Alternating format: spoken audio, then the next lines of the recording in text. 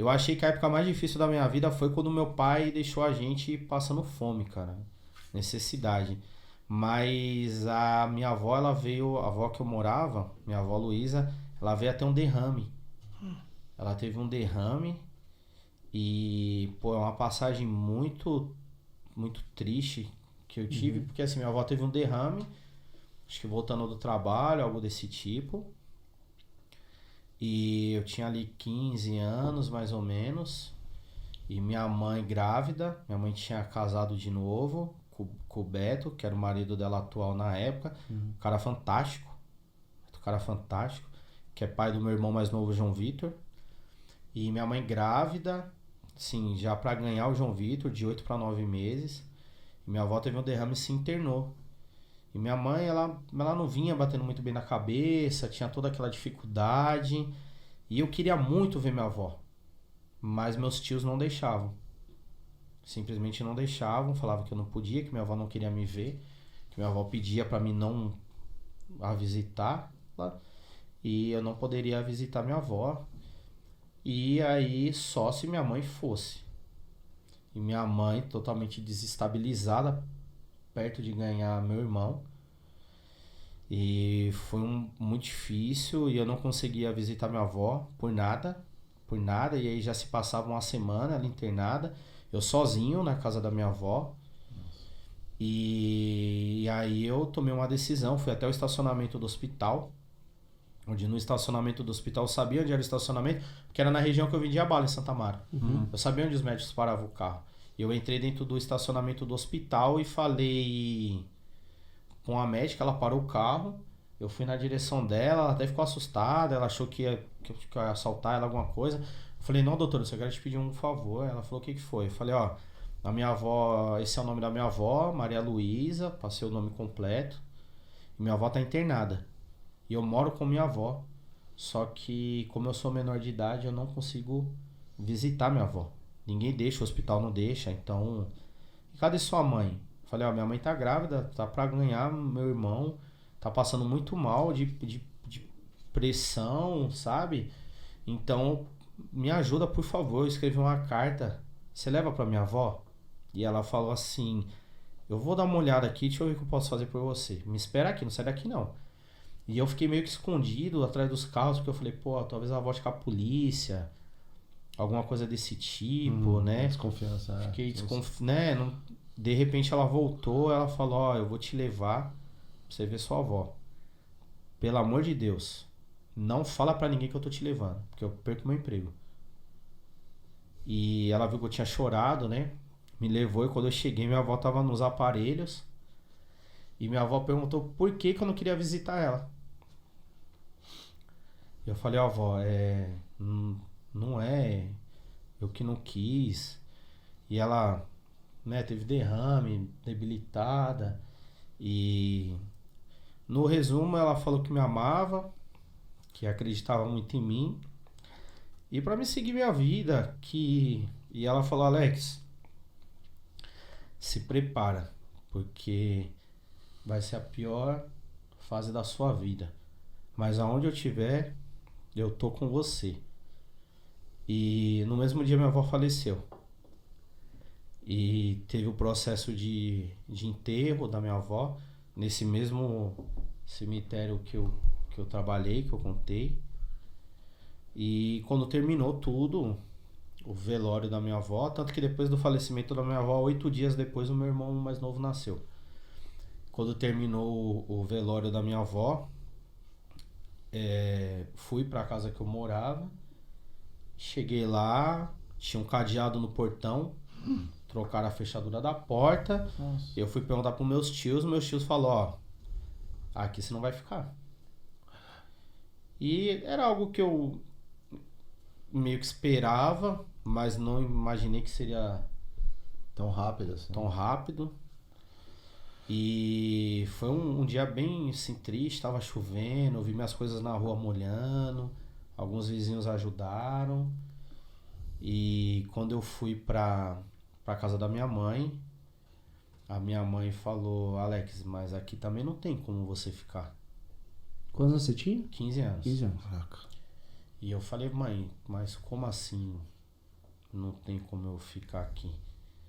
E era uma mistura meio de dor, porque minha mãe tinha perdido a mãe dela, com depressão, com tudo que tava Um acontecendo. novo filho chegando e um novo marido, mano. Enfim. E, sabe, aquela coisa...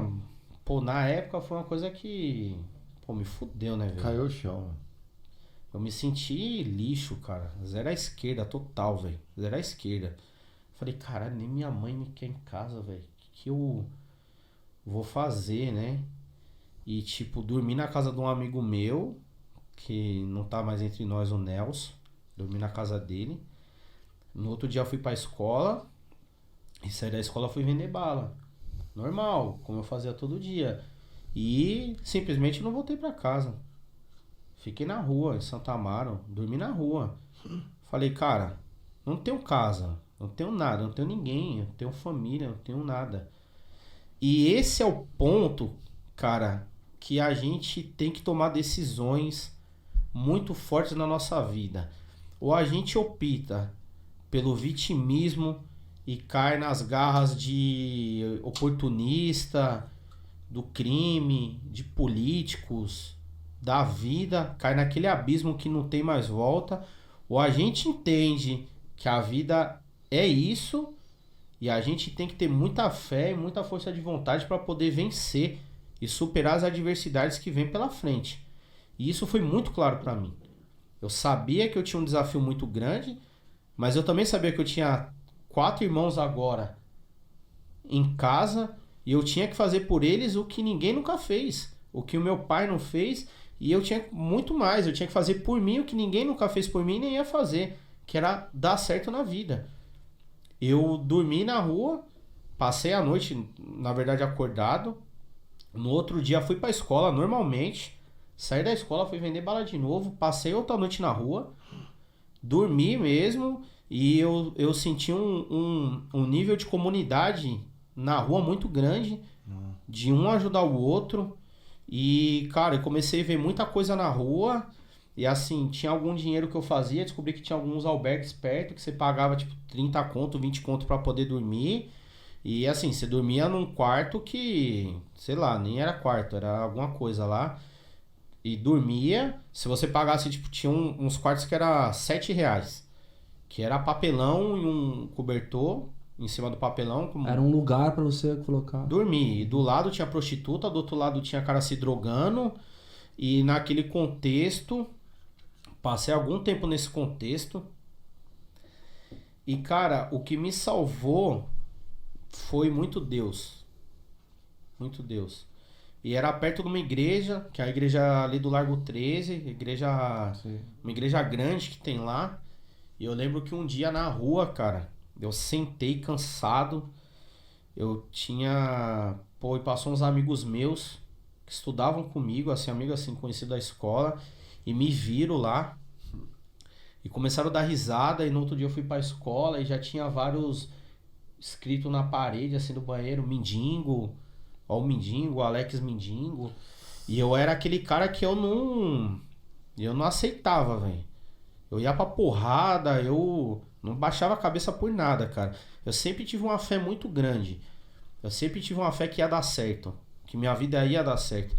Não me pergunte de onde eu tirei essa força, da onde eu entendi isso, porque não sei. Mas eu tinha muita fé que minha vida ia dar certo. E aí, cara, eu voltei da escola triste pra caramba, cara. Triste, triste. Sentei na porta da igreja e, cara, achei um livro. Tinha um livro lá jogado que se chamava A História de Jó, que é um livro bíblico. Mas na época eu não sabia que era um livro bíblico que estava dentro da Bíblia, o Jó, livro de Jó. Antigo Testamento, né? Antigo Testamento. E eu li, cara, e eu comecei a ler, e Jó era um cara muito rico, tinha tudo. E o diabo mexeu na vida dele, com permissão de Deus, e deixou com que o diabo tirasse tudo. Ele perdeu tudo, perdeu família, perdeu dinheiro, perdeu os bens, mas ele não perdeu a fé. E ele recuperou 7 vezes mais do que ele tinha. Uma história um pouco longa. E eu comecei a ler esse livro, acho que eu li em 2 dias ele, a história de Jó. E quando eu terminei de ler esse livro, Eu passei por um episódio que tava fazendo frio na época. Não sei se tava chovendo, frio. E o pessoal ia fazer uma fogueira e queriam pegar as páginas do livro pra fazer. Eu não quis deixar. E tinha um cara muito louco de droga. Fui com a faca pra cima de mim. Eu corri, o livro caiu. E eu corri, fui embora e fui pra onde eu morava, cara. Quando eu cheguei onde eu morava, o bairro que eu morava, eu encontrei meu pai lá. Encontrei meu pai. Meu pai me olhou e falou: onde você tava?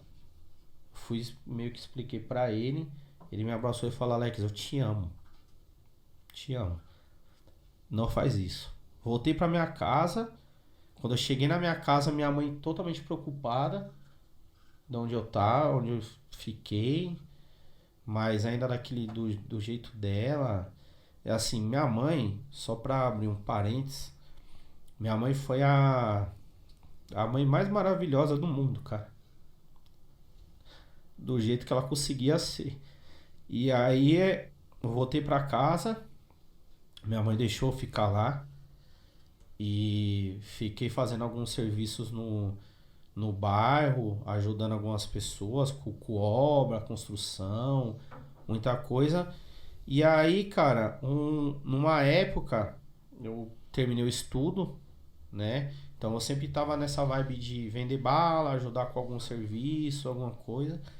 Terminei o estudo. E aí, cara, fui levar um primo meu numa entrevista de trabalho. Ele ia numa entrevista de trabalho e pediu pra me acompanhar ele, né? Como eu já tinha vivência de rua, tudo de pegar ônibus, a gente foi até a Paulista fazer uma entrevista dele, uma entrevista de trampo, pra vender cartões num banco. Pra vender cartões num banco, né? No Itaú. E aí eu tô sentado lá no meio da empresa de recrutamento. E a moça da empresa lá, uma das entrevistadoras, falou: e você, vai fazer a entrevista? Eu falei: não, pô, eu só vim trazer meu primo aqui. Aí ela falou: mas você trabalha com o quê? Eu falei: eu tenho uma empresa. Mas do que? Eu falei: eu vendo bala na rua e tal. Ela deu risada, ela falou: empresa? Você vende bala, né? Eu falei: é uma empresa, ué. E ela falou: mas você não quer fazer? E ela ficou conversando comigo. Ela falou assim: mas vamos fazer entrevista, pô, você é tão legal, você é bom vendedor, vamos fazer essa entrevista. É nesse ponto que eu falo que as grandes empresas perdem em não olhar dentro da comunidade. Você trouxe currículo? Eu falei: moça, nem sei como que faz o currículo. Não sei, não tenho currículo. Ela falou: vamos fazer um currículo pra você então? Aí vamos. A seu nome. Tal, e começou a colocar: me peça o documento que eu vou colocar aqui, seu RG. Tal. E aí, cara, tinha as experiências profissionais. Ela deu um gato lá, velho. Ela falou: você fala que você trabalhou aqui, tá? Tipo, que tem um nome isso que você faz e tal. Fui pra entrevista, passei, me contrataram. E assim, cheguei em casa falando: mãe, tô empregado. Mãe, mas como? Falei: tô empregado, fui lá na entrevista e tal, e fizeram o currículo e tô empregado. Começo o treinamento já amanhã, acho que depois da manhã, alguma coisa assim. E fui trabalhar nessa empresa de call center, cara, vendendo cartões de crédito do Itaú. Trabalhei lá por 12 meses. Em 12 meses, 11 meses eu fui o primeiro lugar de venda da empresa, geral. Todos. E aí eu aprendi mais uma coisa, né? Eu aprendi como funcionava uma empresa grande. Como que se você tinha hierarquia. Eu não tinha ideia do que era isso, né? Eu nunca tinha colocado o pé numa empresa dentro, né? Na parte operacional de uma empresa maior, né? Então eu aprendi como tinha hierarquia, aprendi muita coisa sobre administração, sobre marketing. Era muito desenrolado, dava o meu horário. E eu gostava da empresa porque era o seguinte: trabalhava 6 horas por dia. Então eu trabalhava na empresa e saía de lá e ia vender bala. Ia vender, sabe? Ia vender tipo, pô, o que tem agora é bichinho virtual. Ia no metrô vender cerveja na porta de estádio. Ia muito no estádio do Morumbi, que era próximo da região da minha casa, vender cerveja. Então eu adorava aquilo, cara. Eu adorava. E aí eu fui entendendo mais como que funcionava uma corporação maior. E me deu uma vivência muito boa, cara. Eu Adorava, cara. Mas você gostava do... Por exemplo, você trabalhava 6 horas lá no call center, e aí você ia pra porta do estádio, você ia vender no metrô. Você gostava da pira de fazer mais... bater tuas metas ali com uma grana a mais, o processo de venda, ou você ia pela grana mesmo pra fazer dinheiro em cima de dinheiro? Como é que é? Você gostava do ambiente ali, como é que é? Cara, eu sempre gostei de ambientes desafiadores. E eu tenho 2 filhas, né? Tem a Luísa de 6 e tem a Lívia de 2. Esses dias a Luísa falou pra mim que a professora dela falou que o importante é participar. Eu falei, nem fudendo. Não é importante participar nada, Luísa. O importante é querer ganhar. Não ganhar. Querer ganhar é o importante. Não vai ser sempre que você vai ganhar. Muitas vezes vão ter pessoas melhores que você em várias áreas da sua vida. Mas toda vez você tem que querer ser a vencedora. Você tem que ser grande. Não vai ser. Eu falei pra ela, ó, a gente vê muito isso como E engraçado, tá passando o jogo da seleção. Agora na Sul-América, né? Aham. E eu falei pra ela, ó, o Brasil é o maior vencedor. Mas tá perdendo. Então não é sempre que o melhor ganha.